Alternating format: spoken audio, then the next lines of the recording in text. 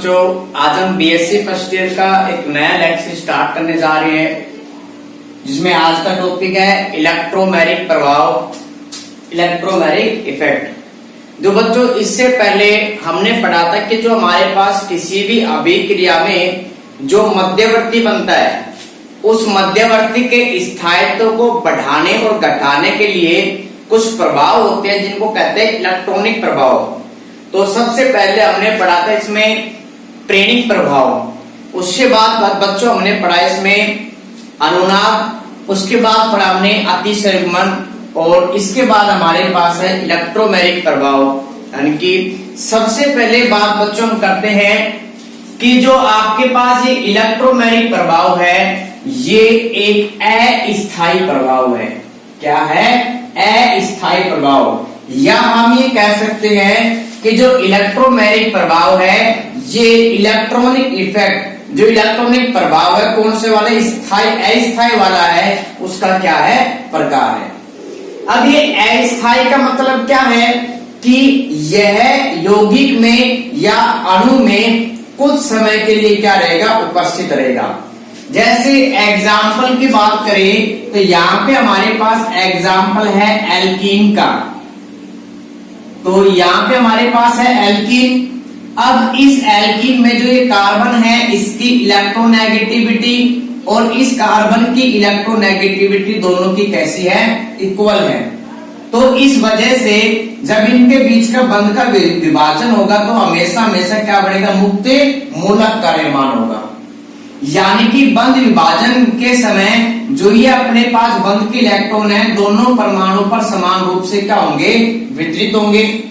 लेकिन अगर इसके ऊपर एक अभिकर्मक है इलेक्ट्रोफाइल, E+ का नाम होता है इलेक्ट्रोफाइल, यानी कि ऐसे अभिकर्मक जिनके ऊपर प्लस का चार्ज पाया जाता है, वो क्या कहलाते हैं? इलेक्ट्रोफाइल कहलाते हैं। अगर इलेक्ट्रोफाइल क्या करेगा? इस कार्बन पर अटैक करेगा, तो इस कार्बन की तरफ आएगा, तो इस कार्बन में इलेक्ट्रॉनों की क्या हो जाएगी? कमी, जिसकी वजह से ये जो हमारे पास पाई इलेक्ट्रॉन है, ये शिफ्ट हो जाएंगे किसके कार्बन पे? इस कार्बन पे, जिसकी वजह से इस कार्बन पे चार्ज आएगा नेगेटिव और इस पे चार्ज क्या आएगा? पॉजिटिव। जब यहाँ पे हमारे पास जो अभिकर्मक है वो इस पर अटैक करता है, तो क्या बढ़ेगा? CH2+ सिंगल बॉन्ड है, CH2 सिंगल बॉन्ड है और इलेक्ट्रोफाइल। यानी कि जब हमारे पास अभिकर्मक जो सबस्ट्रेट है वो कौन सा हमारे पास है? एल्कीन है। तो एल्कीन में दोनों कार्बन परमाणु की विद्युत ऋणता समान होती है, तो जब इनमें बंध का विभाजन होगा तो समान होगा, यानी कि इलेक्ट्रॉनों का वितरण कैसा होगा? दोनों तरफ समान होगा। फिर अगर इलेक्ट्रोफाइल एक ऐसे अभिकर्मक होते हैं जिनके ऊपर चार्ज कैसा होता है? प्लस का। जब ये इलेक्ट्रोफाइल इसके संपर्क में आएगा तो इनकी इलेक्ट्रोनेगेटिविटी में डिफरेंट हो जाएगा, यानी इन पे ऊपर जो इलेक्ट्रॉन घनत्व उनमें क्या आ जाएगा? अंतर, और जिस तरफ इलेक्ट्रॉन घनत्व में कमी होगी उस तरफ ये पाई बंध के इलेक्ट्रॉन क्या होते हैं? शिफ्ट हो जाते हैं। और जो हमारे पास इलेक्ट्रोफाइल है वो कार्बन की श्रृंखला से जुड़ जाता है। तो यहां से बच्चों आपने एक बात नोटिस की होगी कि ये जो हमारे पास पाई बंध के इलेक्ट्रॉन है, ये पाई बंध से जुड़े हुए किसी भी परमाणु पर शिफ्ट होते हैं। कब शिफ्ट होते हैं? जब इनके ऊपर अभिकर्मक क्या करता है? अटैक करता है।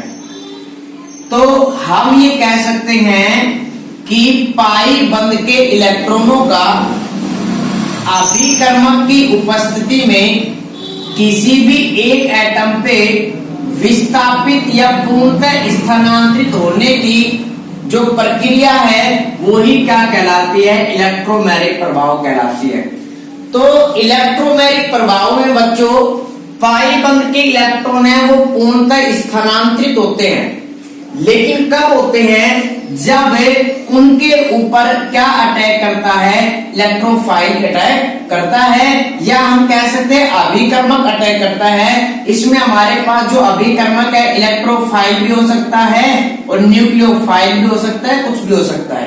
ठीक है, तो जब अभिकर्मक आक्रमण करते हैं किसी भी डबल बॉन्ड वाले कार्बन पे, तो जो हमारे पास पाई बंध के इलेक्ट्रॉन है वो एक कार्बन पे क्या हो जाते हैं? शिफ्ट हो जाते हैं, और इसी घटना को क्या कहते हैं? इलेक्ट्रोमैग्नेटिक प्रभाव कहते हैं। अब नेक्स्ट बच्चों हमारे पास इलेक्ट्रोमैग्नेटिक प्रभाव के प्रकार। तो जो इलेक्ट्रोमैग्नेटिक प्रभाव है, इलेक्ट्रोमैग्नेटिक प्रभाव दो प्रकार का होता है। फर्स्ट हमारे पास है धनात्मक इलेक्ट्रोमैग्नेटिक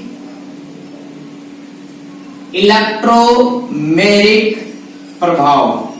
तो बच्चों फर्स्ट हमारे पास है धनात्मक इलेक्ट्रोमैग्नेटिक प्रभाव, और सेकंड हमारे पास है ऋणात्मक इलेक्ट्रोमैग्नेटिक प्रभाव। ऋणात्मक इलेक्ट्रोमैग्नेटिक प्रभाव।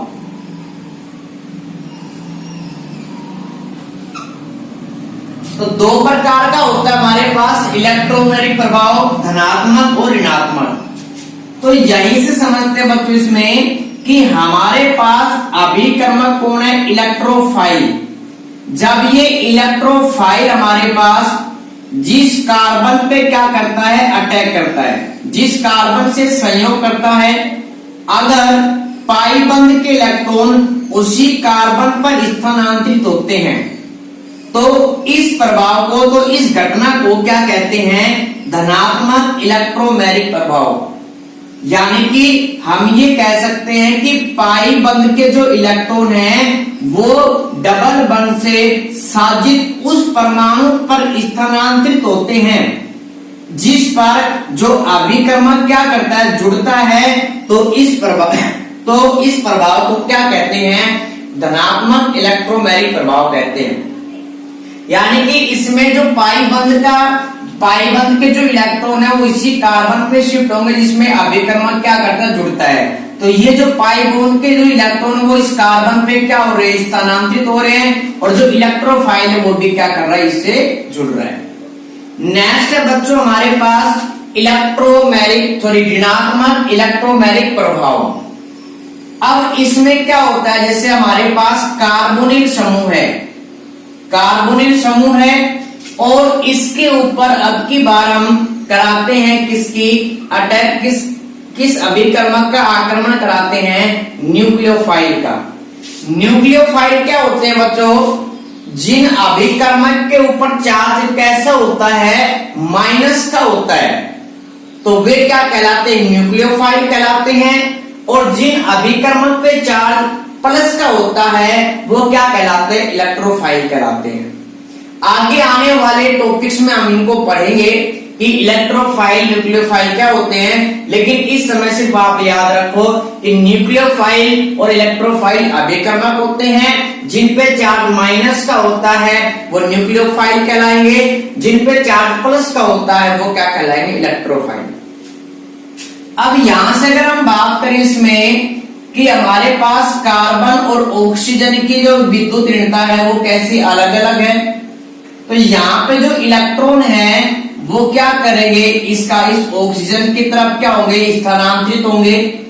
और ये जो न्यूक्लियोफाइल है ये क्या करेगा? इस कार्बन पे अटैक करेगा, जिसके फलस्वरूप क्या बनेगा? इसमें कार्बन, इस कार्बन पे इस ऑक्सीजन पे चार्ज क्या आएगा? माइनस का, तो माइनस, और यहाँ पे क्या जुड़ गया? इसमें न्यूक्लियोफाइल, और ये कार्बन की क्या है? दो वैलेंसी है।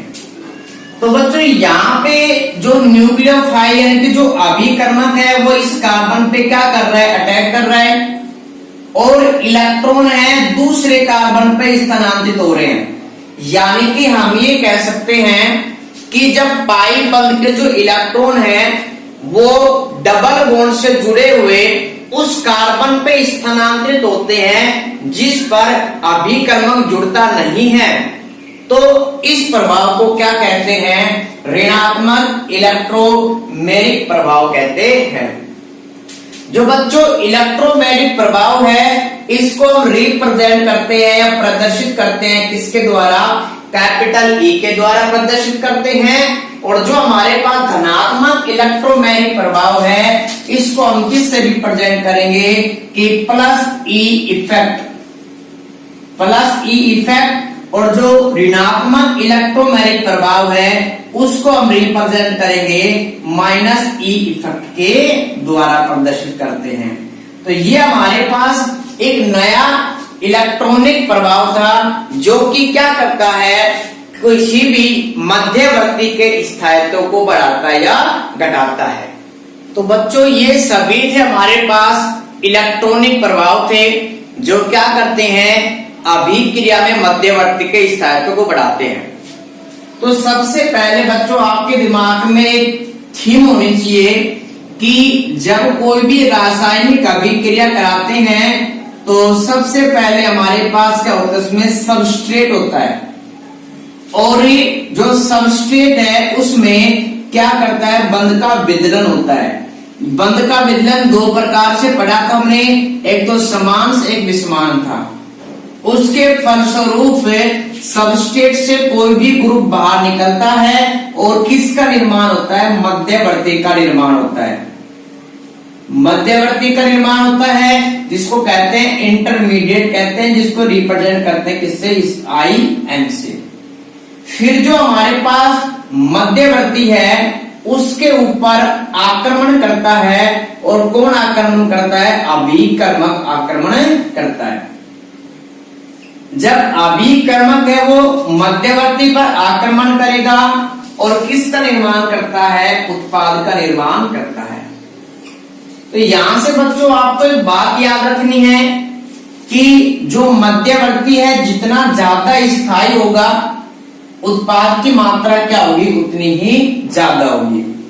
तो किन्हीं अभिक्रियाओं में जो मध्यवर्ती है, बनने वाला जो मध्यवर्ती है, वो अगर कम स्थायी है, तो इन इलेक्ट्रॉनिक प्रभाव के द्वारा, यानी कि जो इलेक्ट्रॉनिक प्रभाव पड़े हैं, उनके द्वारा ये मध्यवर्ती अपने स्थायित्व को पहले बढ़ाएगा। और जब स्थायित्व में वृद्धि हो जाएगी, तो अभिकर्मक क्या करेगा? उसके ऊपर अटैक करेगा। तो बच्चों इसके बाद हमारे पास जो टॉपिक है वो है मध्यवर्ती। तो सबसे पहले बात कि जो मध्यवर्ती है वो किसी भी अभिक्रिया में बनने वाला उत्पाद नहीं होता है। यानी कि जो मध्यवर्ती है वो अभिक्रिया में कोई उत्पाद नहीं है, ये सिर्फ एक बीच की अवस्था होती है, स्टेज होती है। अब इसके जो हमारे पास एग्जाम्पल हैं, तो सबसे पहले हमारे पास मध्यवर्ती है कार्बोकेटाइन। कार्बोकेटाइन, तो ये हमारे पास है कार्बोकेटाइन। कार्बन के ऊपर चार्ज कैसा होगा? प्लस का चार्ज होगा। दूसरा जो हमारे पास मध्यवर्ती है वो है कार्बरिनाइन। कार्बरिनाइन या कार्ब एनाइन कह सकते हैं। कार्बन पे चार्ज क्या होगा? माइनस का। उसके बाद नेक्स्ट हमारे पास है मध्यवर्ती है मुक्त मूलक। मुक्त मूलक, कार्बन पे क्या पाया जाएगा? एक मुक्त इलेक्ट्रॉन। इसके बाद बच्चों हमारे पास है नाइट्रीन। नाइट्रीन में क्या होता है कि जो नाइट्रोजन परमाणु है उसमें एक तो सिग्मा बंध पाया जाएगा और बाकी दो लोन पेयर पाए जाते हैं। नेक्स्ट बच्चों हमारे पास मध्यवर्ती है कार्बीन। कार्बीन में क्या होता है कि जो एक कार्बन परमाणु है वो अन्य दो परमाणुओं से जुड़ा हुआ होता है और इसी के साथ उसके पास दो इलेक्ट्रॉन यानी कि असहभाजित यानी कि नॉन बॉन्डिंग इलेक्ट्रॉन, या हम कह सकते हैं एक लोन पेयर पाया जाता है। तो ऐसा कार्बन जिन्होंने दो तो बंध बना रखे हैं और एक लोन पेयर पाया जाता है, वो क्या कहलाता है? कार्बीन। और कार्बीन किसका एग्जाम्पल है? एक मध्यवर्ती का एग्जाम्पल है। नेक्स्ट हमारे पास है बच्चों बेंजाइन। बेंजाइन। तो बेंजाइन में यहां से हमारे पास जो बेंजीन है जिसमें जो डबल बॉन्ड है वो एकांतर क्रम में पाए जाते हैं। डबल बॉन्ड एकांतर क्रम में पाए जाते हैं। यहाँ पे एक कार्बन और कार्बन के बीच में कैसा बॉन्ड पाया जाएगा, ट्रिपल एन की। बेंजीन में एक क्या पाया जाएगा, ट्रिपल बॉन्ड पाया जाएगा। तो ये बच्चों ये सारे के सारे मध्यवर्ती हैं जिनको हम नेक्स्ट लेक्चर में पढ़ेंगे एक एक करके, और एग्जाम में यहां से क्वेश्चन भी पुटअप होता है। सबसे पहले हमारे पास है कार्बोकेटाइन, यानी कि कार्बन पे चार्ज होगा प्लस का। दूसरा हमारे पास है कार्बोनिनाइन, कार्बन पे चार्ज होगा माइनस का। मुक्त मूलक, कार्बन पे चार्ज होगा किसमें, कार्बन पे क्या होगा, एक मुक्त मूलक यानी कि एक इलेक्ट्रॉन होगा फिर इसमें। नाइट्रीन, कार्बिन और बेंजाइन, ये सारे के सारे हमारे पास क्या होते हैं, मध्यवर्ती होते हैं जो अभिक्रिया में क्या बनते हैं, जो अभिक्रिया में बनते हैं। उसके बाद बच्चों हमने पढ़ा इसमें कि इनके स्थायित्व को बढ़ाने के लिए कुछ इलेक्ट्रॉनिक प्रभाव होते हैं। तो उनका जो इलेक्ट्रॉनिक प्रभाव है उनका कुछ ऑर्डर होता है। तो बच्चों जो आपके पास मध्यवर्ती, अगर आपको उनका स्थायित्व देखना है तो सबसे पहले आप देखो इसमें एरोमेटिक, यानी कि अगर आपके पास कोई भी मध्यवर्ती है जो एरोमेटिक है, एरोमेटिक का मतलब है कि उसमें पाए जाते हैं 4n+2 पाई इलेक्ट्रॉन। अगर 4n+2 पाई इलेक्ट्रॉन पाए जाते हैं तो वह यौगिक क्या होगा, एरोमेटिक। और जो मध्यवर्ती में अगर किसी मध्यवर्ती में एरोमेटिक का गुण है तो वो सबसे क्या पाया जाएगा, स्थायी पाया जाएगा। मध्यवर्ती के बाद आपको देखना है इसमें रेजोनेंस, रेजोनेंस को देखना है कि अनुनाद को देखना है। अगर किसी मध्यवर्ती में एरोमेटिक गुण नहीं है तो किसको देखते हैं, रेजोनेंस को, यानी कि जिस मध्यवर्ती में अनुनाद पाया जाएगा वो सबसे अधिक क्या होगा, स्थायी होगा। फिर रेजोनेंस के बाद देखना है हमें हाइपर कॉन्जुगेशन को, हाइपर कॉन्जुगेशन को देखना है। और हाइपर कॉन्जुगेशन के बाद आपको देखना है इंडक्टिव इफेक्ट, इंडक्टिव इफेक्ट देखना है। और इंडक्टिव इफेक्ट के बाद जो हमारे पास सबसे लास्ट में होता है वो है नॉन एरोमेटिक, नॉन एरोमेटिक, यानी कि अगर आपके पास कोई भी मध्यवर्ती दिया गया है, अगर आपको उसकी स्टेबिलिटी को चेक करना है तो सबसे पहले आपको देखना पड़ेगा एरोमेटिसिटी, एरोमेटिसिटी, यानी कि आपके पास जो मध्यवर्ती है कहीं उसमें एरोमेटिकता का गुण तो नहीं है।